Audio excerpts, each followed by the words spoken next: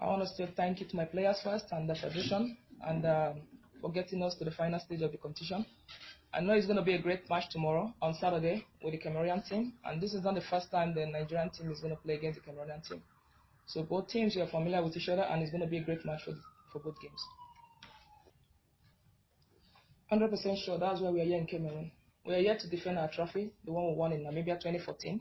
And like you said, we had a couple games before we get to the finals. We played the group stage matches. The first one against the Malian team and Ghana and South Africa in the semifinals.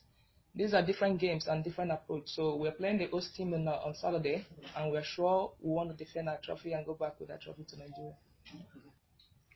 I can say mentally and physically, psychologically, the team is ready for the game on Saturday, because this is not the first time the Nigerian team is playing against the Cameroonian team. And the players who are used to this, the situation, some of them that played in the final game in Namibia are currently on the team. And we have experienced players that can deal with any situation on the team. So mentally, we're ready for the game on Saturday. I would like to give glory to God for that. Being a player for the national team for years and won the Nations Cup for the country and being the captain, and now being given the honor to coach the team as a coach, I think it's a great honor, and I want to thank the federation for giving me the opportunity to do that. And this is going to be a great one for me and a great memory for me and the players too. And I would love to share that when I get back home. Thank you. The group that went to Namibia 2014, we have different players on that team, and like you said, there's a different coach. And when you're trying to continue from where you stop, it's like a transition. You're moving from there. You don't want to try to get new players into the team or just make it a brand new team. You want to continue from where the former coach stopped. So we're lucky to have most of those players that represented us in Namibia. And I was trying to build from there and had some new players from our local league that are doing well, so we can try to develop our league back home. So with the group right now, we're happy to have the experienced one and the young ones and try to combine so we can have a good program with our senior team and with the league back home. So for now, I can say that we have a stronger team. It's just that we're just trying to move from where we stopped in Namibia and try to see if we can move forward with that. Thank you. Like I said, we are not used to this is not the first time the Nigerian team will be playing against the Cameroonian team.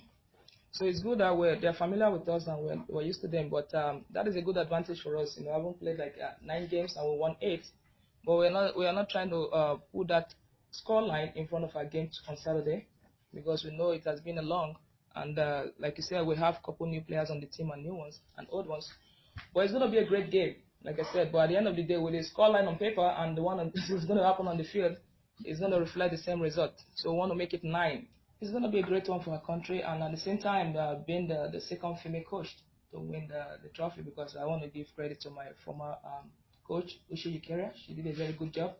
And with her opening the door for us back home, just like the federation and the country believe in the women, and not only in Africa, when you see other countries trying to encourage their ex-players to honor the team, is women football. And we want to continue from there. And it's not only the honor is not going to be only for me, but it's going to help the young players back home, even the ex-players that have played before, for them to have the opportunity to handle some of the younger teams, the under 20 and the under 17. And if we can try to emulate some of this strength from the other confederations, like the European teams and the Asia team, because they've been successful with all this.